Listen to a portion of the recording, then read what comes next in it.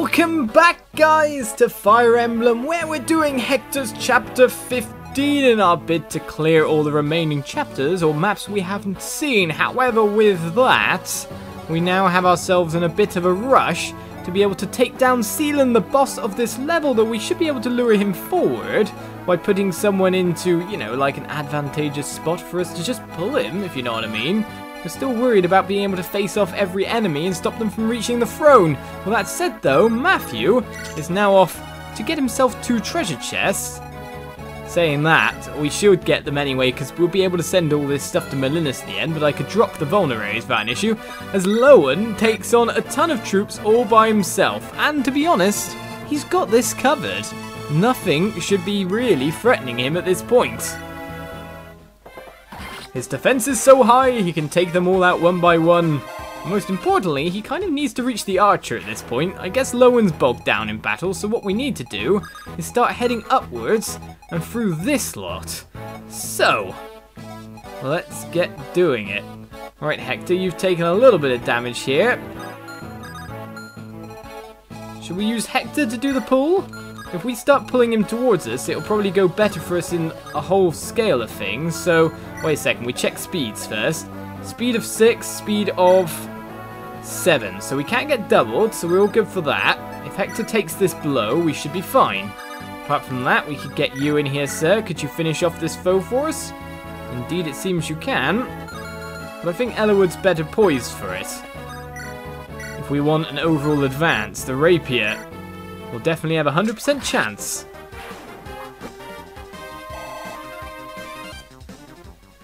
So there goes one, and now we get in for the next one. Killing Edge will take it out in 2, Iron Sword will not, so we're gonna have to use the Killing Edge no matter what. Dodge, guy. I need you to remain healthy if we're gonna make this charge. Well, all the same, we gain that experience. And now we look to heal up someone, or not really, because of course we can heal Dorcas standing here. Or Bartra even. The axe users, there's so many you get at the start, they come together, it's easy to confuse them. Right then, onward you go, and then Oswin needs to get onwards as well, but I don't know if we can reach him just in time without this pulling power. So the enemy phase begins as they all attack Lowen once again.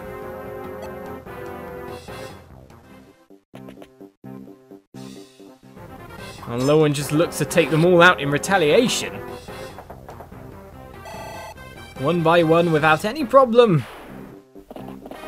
Okay, lured the boss forward just a little bit. I'll meet any challengers here. Someone else go after the throne. Alright, Hector took a tiny bit of damage because his overall defense is quite high. And now we have ourselves a chance to strike, I think. Too bad Lowen doesn't have the speed to take that guy down in 2 hits. But he levels up again to level 10. Gaining resilience this time. Resistance. And it seems everyone wants to fight Lowen. Lowen is the one to fight by everyone's reckoning. So these guys have javelins, which is kind of annoying for us, that's for sure. Lowen should be able to stand off and fight against them. In the meantime, however, let's get rid of the archer. With a critical hit, in fact. Well, Lowen's going to enjoy fighting down here in the meantime as his weapon level increased, so that's not bad. Matthew can finally take the treasure chest. We've got a silver axe that'll be sent back to Molinis. Alright, you've got the next one. Apart from that, we need to get everyone into range if we can. So now your overall range has increased a fair bit. Marcus, you may as well go forward as well. That helps block off more of the land. I say pretty much everyone can get hit at the moment, it's just how much damage they'll take as a whole. Ellawood forward. And the other thing I could do is I could go forward and try to hand axe this guy for some of his HP. But to be honest, I'm probably better off making him run upwards and challenging him after the fact. So even Guy can get hit over here. So let's move Guy to maybe this position. Bartra can definitely take the hit. So let's move him in as well. And then I guess for you, Sarah, we just keep following you along behind a lot. Of course, we need to stay out of range of the longbow, so that'll do for us. So now we have ourselves a chance to defeat the boss, but maybe not defeat every single guy around. Lowen can do the best he can against these guys, mind you. Well, that means he's probably just about going to level up again, but he's got to a point where he's now getting reduced experience from the enemies coming at him. Well, Criticaling's going to help in the whole of being able to get the job finally done. Mind you, the experience he gets for just doing... Ah, okay, this is the real problem, the Javelin guy. So we've got a chance to take out this one as well, thanks to Javelin Man moving up. I don't think we've got much of a chance to take care of the rest of the horsemen, but here we go. Oh, there's even more? Right, this is the last turn, so no one can touch the throne at this point. The throne is safe. In the meantime, we get ourselves a men's staff and send that one back as well. And then we go, oh, but we don't have Matthew around to steal ourselves a longbow now, which would have become available, which would have been amazing for us, to be honest. Right then, a killing edge ×2 can hit, an iron sword ×2 not. Right, let's try for the killing edge and see if Guy can get the boss defeated. Well, if he hits with the next one, he definitely can. So, this is a mercenary's death. Our mission is to defend the throne, so Guy finally gets in there and really does something. Leveling up to level 7, gains himself some skill and some luck. As the killing edge breaks. That's something we didn't want. We want more killing edges, but we got ourselves a longbow because I guess it was the second weapon available, so a longbow is not a bad claim to get. I quite like that fact. Nice. Alright, but however, we can't move Bartra in to do the damage here. Hector's at level 9, Eliwood's there, Oswin's at level 10, so I guess to be honest... Oh no, a hand axe might work. No, we can get hand axe in, but we won't be able to fully do the job. That's a shame. Well, let's first of all get the hand axe in. Because no matter what, he can't hit us back. And he gives us a minor amount of experience. That's the best way to min-max after all. And I guess this is yours then, Eliwood. Right, a rapier will do the best damage to it. One shot. Especially if you're critical, sir. That's a fair bit of experience gained. He's going to get javelined on the next turn, most likely, because the enemies still have one more attack to do. And I guess it's a javelin plus kind of combo. So now we look at who we can defeat. Right, Iron Blade ×2 will not work, especially because these are all against lance users. So while we might double some, we lose a lot of our chance to finish the job. Okay, that works quite nicely though. If that guy's going to go down, then it's too bad we can't take down this one.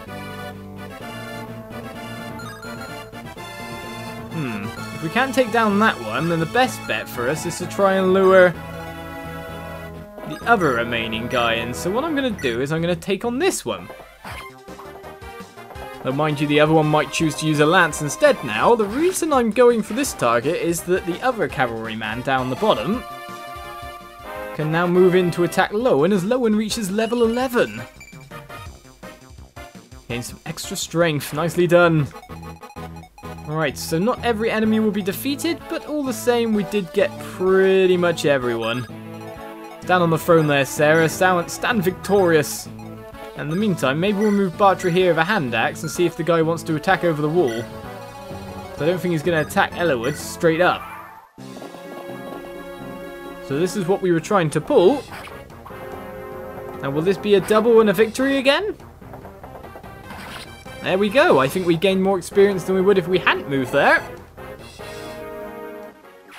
But to be honest, I'm not going to have to use Lowen for a little bit here because he's got way too much experience.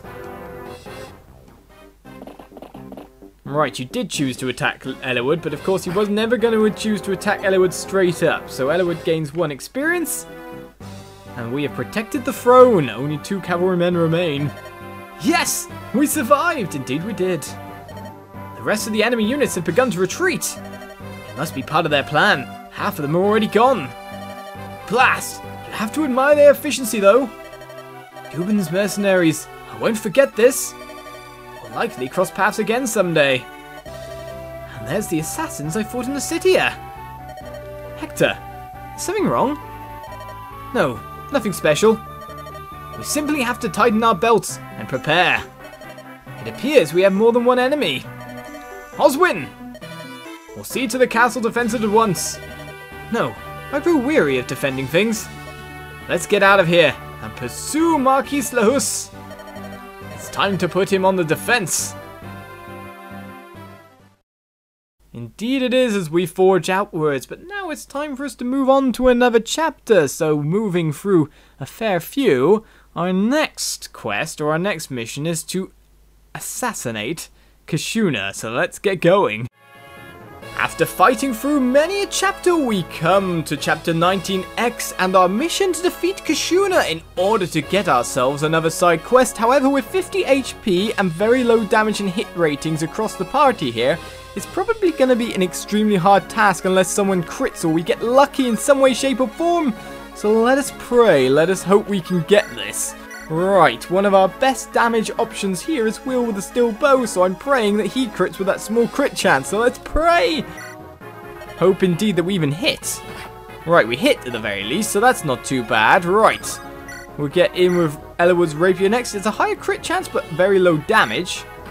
We hit, so that's not too bad. Right, a heavy spear next. That worked. Our hit chance is going well at the moment, even though we've got 50-50s. Come on, Wolfbeal, you can crit. Well, we hit, so that's not too bad. Again, 13 damage. Lone with the Iron Blade next is our best option. Oh, miss! Right, the only chance we have now is to move some people and hope for either some crits or something like that. So what we'll do is we'll get in Fiora here, and we will rescue Eliwood out, and then get in Axeman here, Bartra. Iron Axe, 10 damage, still not enough. We hit, so 3 damage left. Can we actually move anyone out of the way otherwise here? It doesn't look like we can rescue many people anymore. Florina rescue Eliwood, because she'll probably be able to rescue him. And then let's see who can do the damage. So 6 damage there for a 50% hit chance. 2 damage is not enough. Iron Sword, Long Sword is not enough with Guy, even though he's got the best hit chance, so we kind of have to pray that Raven can do the job. And we managed it. Phew, Kishuna goes down. We pretty much had no other chances there to do damage. Well, a level up comes in. We get ourselves HP, strength, speed, and luck. And most importantly, the chapter is complete and we are moving on to the next one. So, it's time for us to get another chapter on the go as we finish this mission up. And so with Kishuna defeated, we claim our reward. All of their battles have led them here. Now at long last, they finally reach the Dragon's Gate. Hector gains a brief respite before the decisive battle. Shortly thereafter, he notices something. Ninian has gone missing. There, a pale figure vanishes into the dark woods. Her gait is unsteady, as though she were possessed. Hector quickly gives chase. And so between chapter 19X, or more to the point between the chapter with Kishuna in it, the Gaiden chapter, and the Dragon's Gate chapter, we get to chapter 19X part 2, Glimpse in Time.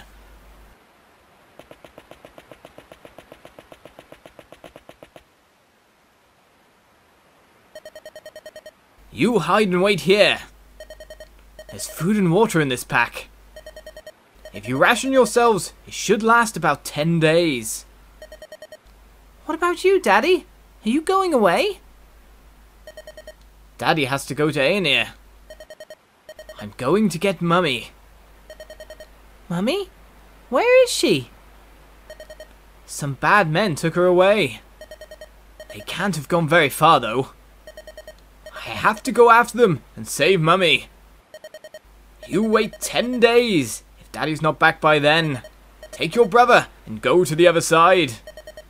You're a clever girl. You know the way, right? Daddy, Daddy, don't go. You're good children, both of you.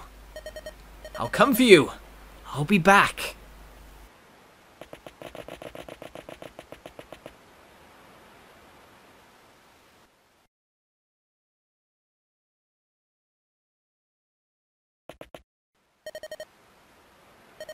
Ninian, why are you running? Is there something here?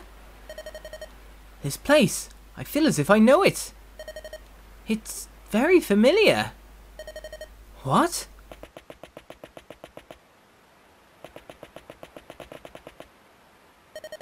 Lindis, is Ninian well? What is it? I'm not sure, but she said she knows this place. Could it have something to do with her amnesia? Why would she be familiar with anything on the Dread Isle? It's a very odd building. It must have been abandoned for centuries.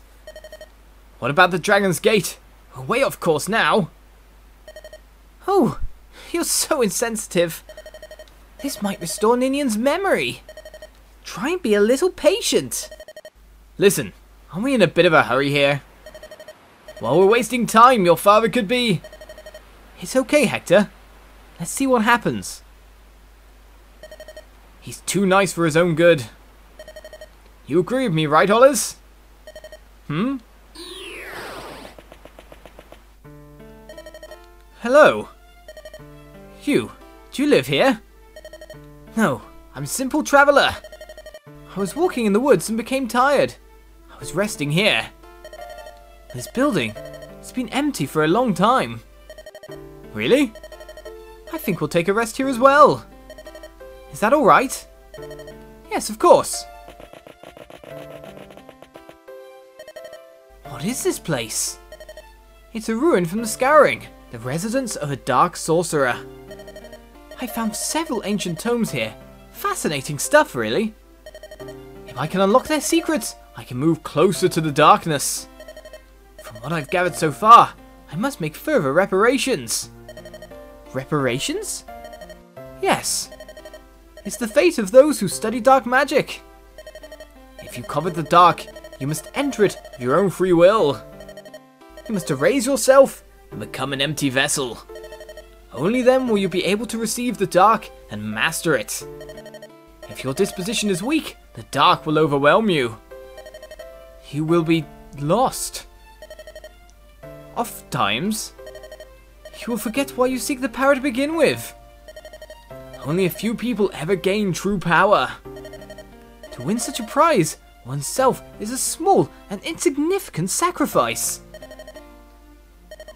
I've heard rumours Bramimond, one of the 8 legends, devoted himself entirely to the dark. All emotion, all memory, dissolved in a river of dark. That is how he received the power to best dragons. I don't understand. Why would anyone want power at the cost of his own identity? I must have it at any cost. I believe every living soul has felt such desire. I know I have. Have you not, Lord Ellerwood of Ferrer? What? You? It was you! Uhai and Ion's deaths were inconvenient. Your exhaustion is even more convenient. I, Theodore, lay claim to the deed of killing the young noble of Ferrea. When I'm done, I will examine this building's treasures at my leisure. Black fog? I can't see anything! Blast! Those used to this ink will have an advantage. Ninian, she's gone! Do you think they took Ninian?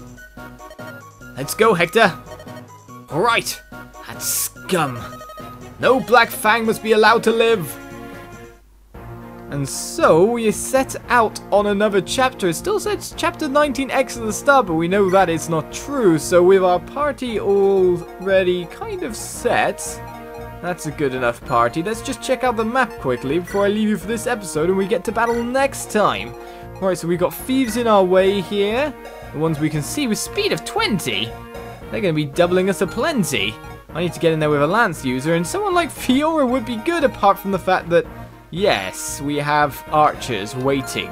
Just waiting for someone to even try that. So I'm going to reorganize the formation. We've got chests to pick up. 1, 2, 3. So we need to go across that corridor and stop that thief straight away. Right, it's going to be a horrible setup, but we also have ourselves a fortune to get at the start of the next chapter. Join me then for more Fire Emblems. We've unlocked one of the weirdest chapters of the game, I'm sure. Memories of a past, eh? A glimpse in time. See you next time. Bye-bye.